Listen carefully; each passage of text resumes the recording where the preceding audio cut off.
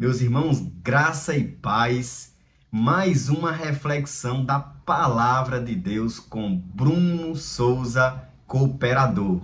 Nós estamos aqui para cooperar para o reino, com o reino de Deus, e nós iremos fazer uma reflexão prática, uma reflexão que reflete no nosso dia a dia e precisamos estar muito atentos para que nós possamos prosseguir uma caminhada à luz da palavra de Deus por caminhos retos e caminhos justos. Pois bem, a reflexão de hoje tem como tema as consequências das falas faladas sem fé.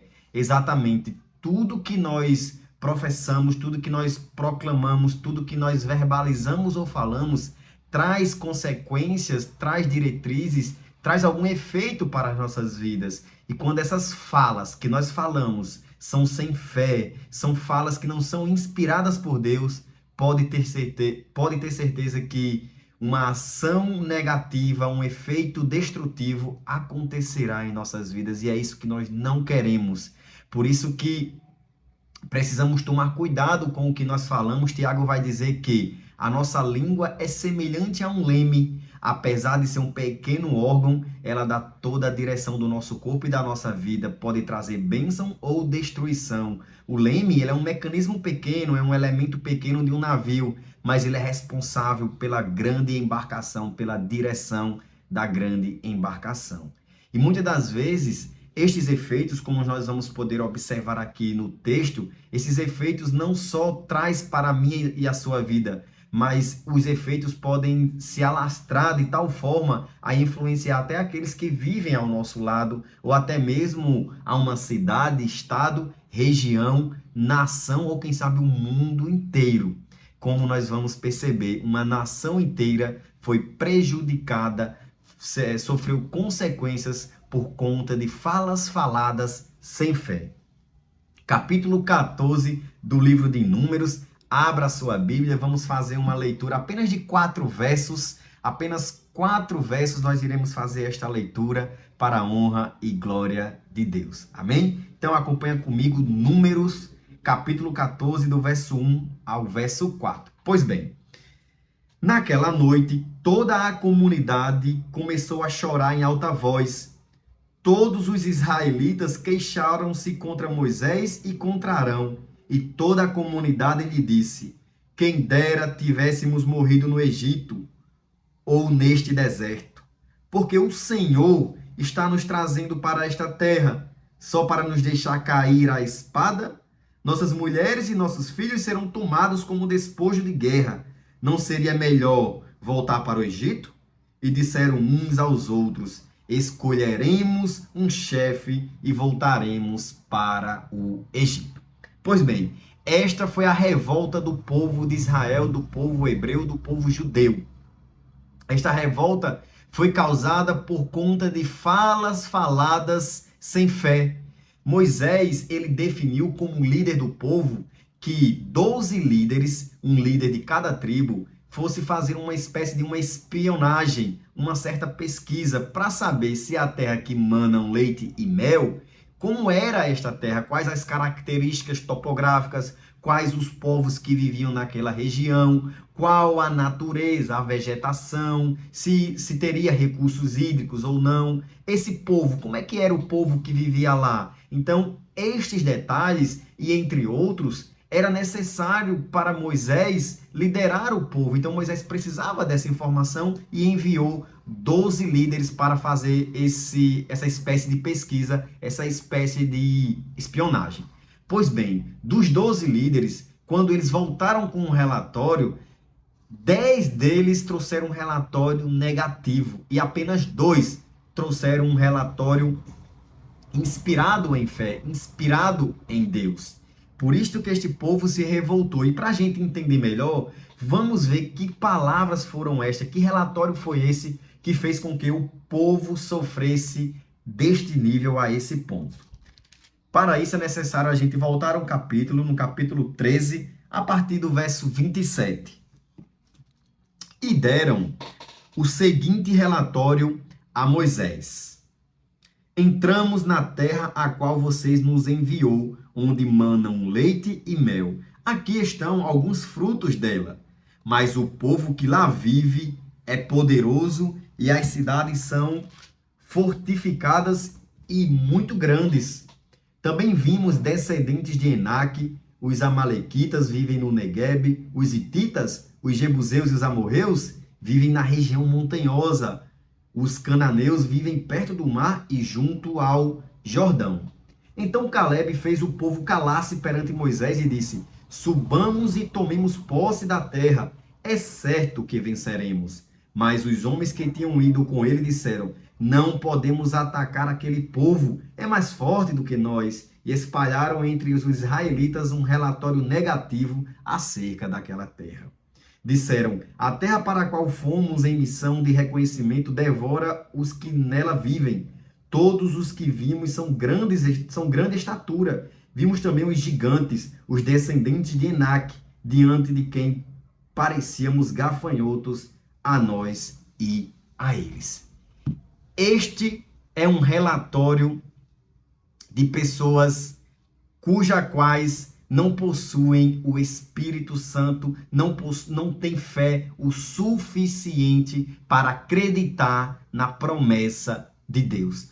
Quantas das vezes chegam relatórios negativos ao meu respeito, ao seu respeito, a respeito de um projeto pessoal, a respeito de um ministério, não vai dar certo, você não tem capacidade, ainda não é o seu tempo, eu não vejo característica para que você seja isso que você está pensando ou planejando, eu acredito que esse trabalho não é para você, essa promoção talvez você não vai dar conta, você não tem habilidade suficiente, eu acredito que este desafio é muito grande para você, você ainda não tem as ferramentas necessárias. Pois é, meus irmãos, diante destes relatórios, nós precisamos acreditar de que Deus tem uma promessa para nós e essa promessa precisa ser zelada, cuidada e regada com fé, inspirada pelo Espírito Santo. O que Caleb falou aqui: subamos e tomemos posse da terra, é certo que venceremos. Isto não é uma palavra positiva, isso não é uma palavra de energia, isso não é uma palavra de confiança humana, isso é um discurso inspirado pela fé em Deus, isso é um discurso de quem acredita que Deus tem o melhor, porque perceba que este povo tinha uma promessa.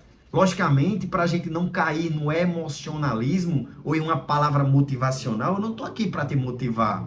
Mas Caleb sabia da promessa de Deus. Se você tem uma promessa de Deus, você deve confiar, porque Deus é fiel para cumprir esta promessa na sua vida. Tudo irá bem, tudo dará certo de acordo com o propósito que Deus definiu na minha e também na sua vida. Pois bem, Caleb, e nós vamos perceber que não só Caleb, mas Josué também, porque no verso 7 e 14, nós vamos perceber que não foi só Caleb, foi Caleb e Josué que trouxeram um relatório à luz da vontade e do desejo de Deus. Eu oro para que, em nome de Jesus, o que chegue na sua vida sejam relatórios, palavras de pessoas que vão falar para você segundo a vontade e a inspiração do propósito de Deus. No entanto, você precisa possuir o discernimento, como está escrito no livro de João 14. Jesus disse que o Espírito, o conselheiro, ele nos capacita para que nós possamos discernir todas as coisas. Então, você precisa do Espírito Santo para discernir o que você está ouvindo das pessoas. Porque muitos virão, muitos chegarão com relatórios negativos. Digo mais, à luz do texto bíblico, a maioria serão relatórios negativos. No entanto, você precisa ter o discernimento para entender que estas palavras que estão chegando para mim e para a sua vida são palavras humanas, e por mais que as palavras humanas sejam da maioria, as palavras negativas sejam da maioria das pessoas, entenda que a maioria não é pela quantidade de pessoas, a maioria é aqueles que possuem a vontade de Deus. Então, se duas pessoas chegarem para você com um relatório vindo de Deus, é muito maior, é muito mais importante do que 50, do que 100, do que 10, do que 1 milhão de relatórios negativos do homem, porque ainda a última palavra, a última definição, a última liberação, a última concretização é de Deus. Deus quem define todo o final de cada história, de cada ciclo.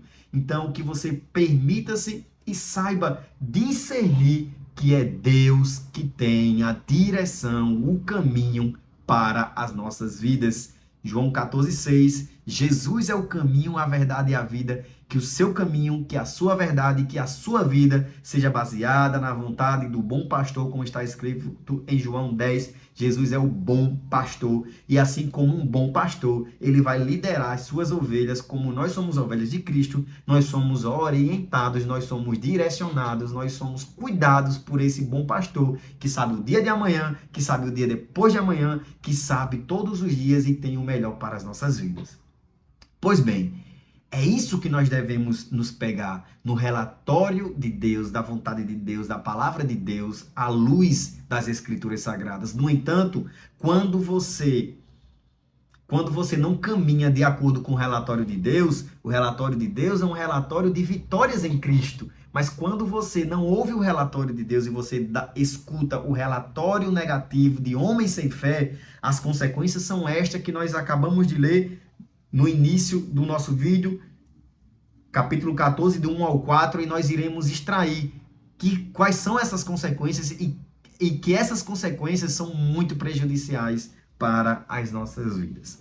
Pois bem, entendemos por que é que este povo ficou revoltado e agora nós vamos identificar quais são as consequências que temos ou podemos ter para as nossas vidas caso nós demos ouvido a relatórios negativos de homens e não relatórios esperançosos de Deus. Pois bem, antes de falar destas consequências, todas estas consequências são consequências causadas por medo, pavor e ansiedade, porque nenhuma delas aconteceu. O povo de Israel tomou posse da terra, como Caleb e Josué proclamaram, porque não foi por conta que Caleb e Josué proclamaram, é porque Caleb e Josué acreditaram na promessa de Deus. Logo, o povo venceu por conta da promessa de Deus. Mas para você tomar posse e vencer na promessa de Deus, você precisa acreditar na promessa de Deus e viver a promessa de Deus e buscar a promessa de Deus. Amém? Então, tudo isso que esse povo sentiu foi de bate-pronto quando ouviram o relatório negativo. Que terrível, meus irmãos. Antes mesmo de acontecer, o povo antecipou uma possível situação, uma possível catástrofe. E isso é o que acontece quando nós ouvimos os relatórios negativos. Nós caímos em pânico, nos desesperamos e trazemos consequências para as nossas vidas sem nem mesmo ainda ter chegado o tempo. Terrível. Como é prejudicial. Relatórios negativos, palavras faladas sem fé. Vamos ler novamente, 14, do 1 ao 4. Naquela noite, toda a comunidade começou a chorar em alta voz. É isso que acontece. Primeiro que um relatório negativo, ele alastra de uma forma, ele se prolifera numa velocidade muito rápida. Porque vai dizer que naquela noite toda a comunidade, então todos ficaram sabendo. E todos começaram a chorar, só que eles não choraram, eles não se angustiaram de qualquer forma. Eles se angustiaram profundamente, porque a Bíblia vai dizer que eles choraram em alta voz. Exatamente. A angústia toma conta quando nós ouvimos falas faladas sem fé. Então essa é a primeira grande consequência. É uma angústia profunda, a qual nós não nos seguramos e acabamos externalizando com choro, e um grande choro em alta voz. Meus irmãos, eu oro para que em nome de Jesus o inimigo não ouça um choro em alta voz da sua vida por conta de uma angústia, de uma palavra, de uma fala falada sem fé. Eu oro para que em nome de Jesus Deus tape os seus ouvidos, Deus te dê discernimento e você não escute falas faladas sem fé, mas dê ouvido à voz de Deus. Amém? No verso 2 vai dizer que todos os israelitas queixaram-se contra Moisés e contra Arão, e toda a comunidade lhe disse: quem dera tivéssemos morrido no Egito ou neste deserto.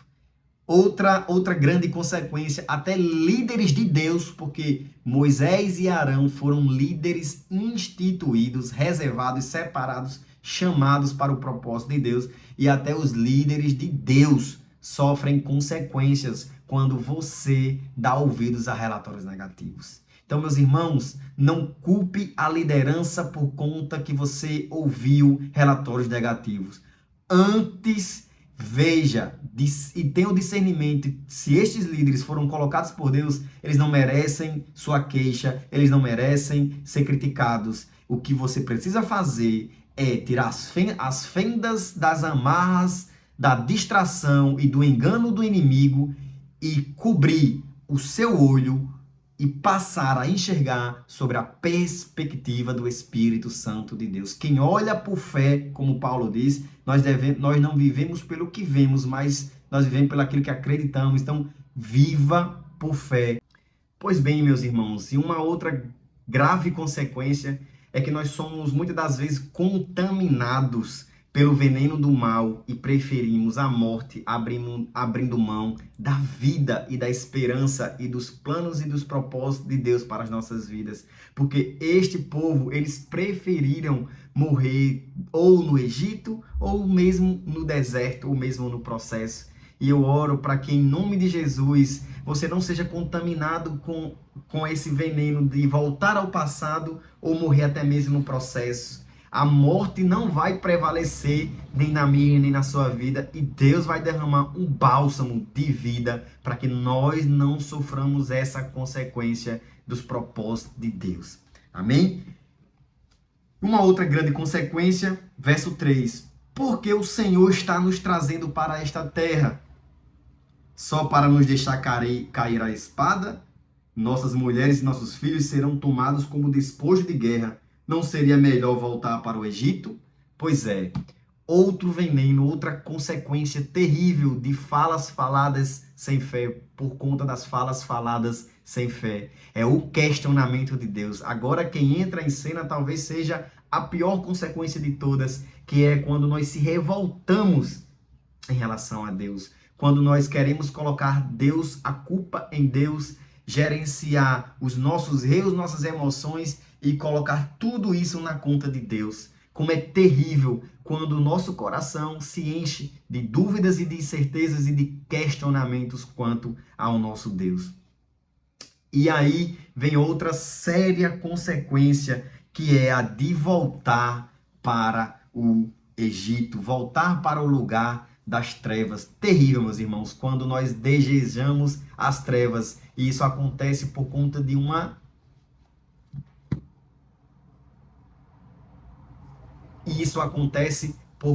uma erva daninha que muitas das vezes é semeada no nosso coração. E aí começa a culpar a Deus, dizendo que era melhor morrer, e até mesmo começa a culpar a Deus no aspecto de que não só eles iriam sofrer consequências, mas também seus filhos e as suas esposas. E aí coloca todo o cenário de perspectiva negativa humana, pega essa culpa, que seria algo que poderia acontecer, e joga em Deus, sofrendo por antecipação. Mas, como está escrito em Eclesiastes 3, o que vai existir, Deus já conhece.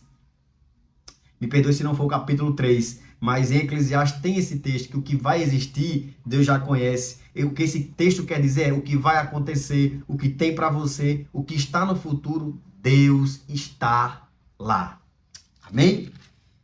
E aí, para concluir, a última consequência prejudicial: e disseram uns aos outros, escolheremos um chefe e voltaremos para o Egito. Pois é, desejaram ter uma nova liderança, mas essa nova liderança seria escolhidos por eles. Logo, a motivação deles era uma motivação errada, uma motivação humana. Era um cenário de muito desespero. E quantas das vezes uma nação inteira quer algo, quer alguém, mas desejando em seu coração por conta de um desespero, mas não é o melhor nem para a nação e nem para as nossas vidas. Às vezes desejamos algo por conta do cenário, por conta do desespero, mas nós precisamos entender que o que nós devemos desejar não deve ser em função do cenário ou das circunstâncias. Nós não precisamos estar reféns ao cenário e à circunstância. O que nós precisamos fazer é uma tarefa difícil, mas é acreditar de que Deus tem o melhor para as nossas vidas e precisamos desejar uma liderança, uma visão, uma projeção de acordo com a vontade de Deus. Então, resumindo, para combater todas estas consequências, embora em cada consequência dessas ministrei através aqui da palavra de Deus para vocês o antídoto para cada consequência, mas vamos trazer mais 3 antídotos, 3 aprendizados para que nós atenue, minimize, para que nós possamos combater estas consequências. Primeiro ponto é que nós devemos buscar respostas baseadas na fé. Então subamos, tomemos posse, que é certa e é certo que venceremos. Subamos e tomemos posse da terra, é certo que venceremos. Essa é a atitude a ser seguida. Uma atitude inspirada pela fé em Deus, para que você tome posse daquilo que Deus tem para as nossas vidas, daquilo que o nosso Senhor Jesus tem para as nossas vidas. Amém? Um segundo ponto é, nossa vida não pode ser comprometida por palavras de falsos profetas ou por palavras de falas faladas sem fé. A nossa vida tem que ser baseada naquilo que Deus falou ao nosso coração. Então, que nós possamos sustentar a palavra de Deus e jogar fora toda erva daninha que tenta germinar no nosso coração. Amém? Minha oração é para que você passe a foice nas palavras faladas sem fé e que você cultive a palavra falada através de Deus. Amém? Terceiro aprendizado é que, independentemente da angústia, não esqueça o que Deus fez pela sua vida. Nós não podemos esquecer o que Deus fez na minha e também na sua vida. Esse povo esqueceu das maravilhas que Deus fez, abriu o mar vermelho, fez descer o maná, fez descer carne. Quantas maravilhas e sinais Deus fez. Deus estava sendo representado ali por uma coluna, por uma nuvem que guiava de dia e uma coluna de fogo que guiava à noite. Então era um Deus e é um Deus que faz maravilhas nas nossas vidas, que tem o melhor para nós, mas nós esquecemos tudo isso por conta de relatórios, por conta de falas faladas sem fé, e aí sofremos consequência porque deixamos de ouvir, deixamos de acreditar nos sinais, naquilo que Deus fez em nossas vidas, para passar a acreditar no cenário e nas falas faladas de pessoas sem fé. Que nós possamos ter a fé que Jesus nos ensina no capítulo 21 de Mateus, verso 21, Mateus 21, 21, diz o seguinte: Jesus respondeu: eu lhes asseguro que se vocês tiverem fé e não duvidarem, poderão fazer não somente o que foi feito à figueira, mas também dizer a este monte: levante-se e atire-se no mar, e assim será feito. E tudo o que pedirem em oração, se crerem, vocês receberão. Então, esta é a fé que nós precisamos ter. A fé que Caleb e que também Josué tiveram. Vamos e tomemos posse da terra, é certa a nossa vitória. Então precisamos ter fé naquilo que Deus já plantou no meu e também no seu coração. Então, meus irmãos, que esta palavra ela não fique apenas nos corredores da sua vida, mas que elas encontrem acesso às portas do seu e do meu coração. Que Deus te abençoe. Até a próxima reflexão da Palavra de Deus com Bruno Souza, cooperador. Que Deus nos abençoe. Um abraço.